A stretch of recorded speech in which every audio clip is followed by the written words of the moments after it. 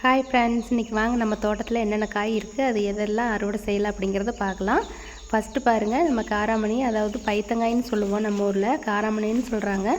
என்ன பேர் உங்கள் ஊரில் வச்சு சொல்லுவீங்கன்னு மறக்காமல் நமக்கு கமெண்ட்ஸில் சொல்லுங்கள். இந்த காய் பார்த்திங்கன்னா நல்லா நீளமாக கொத்து கொத்தாக பிடிச்சிருக்குங்க. இங்கே பாருங்கள், ஒரு காய் ஒன்று ஒரு முழத்துக்கு மேலேயே இருக்கும். நிறைய அந்த காய் இருக்குது, அறுவடை செஞ்சுக்கலாம். பாருங்கள், இது வந்து நல்லா கொடியே படரும். படர்ந்து இது வந்து கீழே தொங்கும்போது இந்த காய் வந்து நல்லா நீளமாக நம்மளுக்கு காய் தருங்க.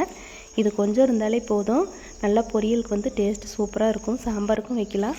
அப்புறம் பாருங்கள், இந்த பூசணிக்காய் வந்து நிறையா காய் இருக்குதுங்க. இதெல்லாம் இன்னும் பச்சைக்காயாக இருக்குது, அறுவடை செய்யல, அதனால் நிறைய இருக்குது. பாய் மட்டும் பார்த்து வைக்கிறேன், எந்த இடத்துல இருக்குது அப்படின்னு சொல்லிட்டு. கொடியில் நிறைய படர்ந்துருக்கு. இது பாருங்கள், மறைஞ்சிட்டு தொங்கிட்டு இருக்குது. எல்லாமே பழுக்கிற பக்குவத்தில் இருக்குதுங்க. இன்னும் ஒரு வாரம் போனால் அதை அறுவடை செஞ்சிடலாம். மறுபடியும் பாருங்கள், இந்த தென்னை மரத்தில் வந்து இது நல்லா படர்ந்துருக்கு. இது வந்து விதைக்காக விட்டுருக்குறேங்க இந்த காய். இது வந்து விதைக்கு காஞ்சப்புறம் நம்ம விதையை எடுத்து வச்சுக்கிட்டா எப்போவுமே நம்ம நட்டு வச்சுக்கலாம்.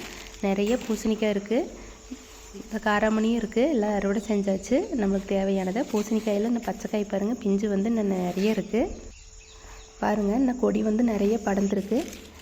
அப்புறம் பார்த்திங்கன்னா இன்னும் காராமணி வந்து இன்னும் நிறைய இருக்குது. தென்னை மரத்தில் வேறு செடியில் வந்து இன்னும் நிறைய நல்லா நீளமாக தொங்குதுங்க. பாருங்கள், பார்க்குறக்கே அவ்வளோ சூப்பராக இருக்குது. அவ்வளோ நீளமாக இருக்குது. எவ்வளோ நீளம் இருக்குதுன்னு பாருங்கள்.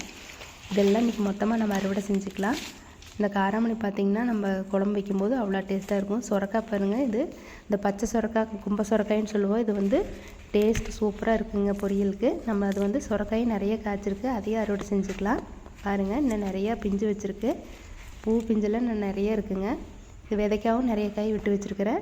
இந்த சுரக்காய் பாருங்கள், நல்லா பார்க்குறதுக்கு பச்சையாக எவ்வளோ அழகாக தொங்குதுன்னு பாருங்கள்.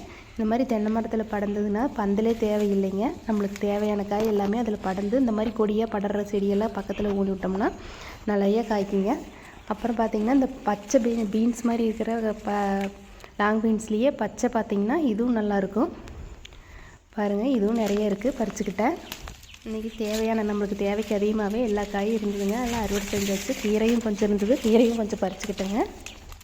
இன்றைக்கி நம்மளுக்கு தோட்டத்துக்கு பக்கம் வந்தோடனே நம்மளுக்கு எல்லா காயும் வீட்டுக்கு தேவையானது எல்லாம் அறுவடை செஞ்சுட்டு. பாருங்கள், இந்த பச்சை சுரக்காய் 5 சுரக்காய் எடுத்துட்டேன். இந்த லாங் பீன்ஸ் பாருங்கள், பொரியலுக்கே எவ்வளோ காய் ஆகும். இந்த பச்சை பீன்ஸும் நிறைய இருக்குதுங்க. அப்புறம் பார்த்திங்கன்னா கொஞ்சம் கீரை அறுவடை செஞ்சுக்கிட்டேன்.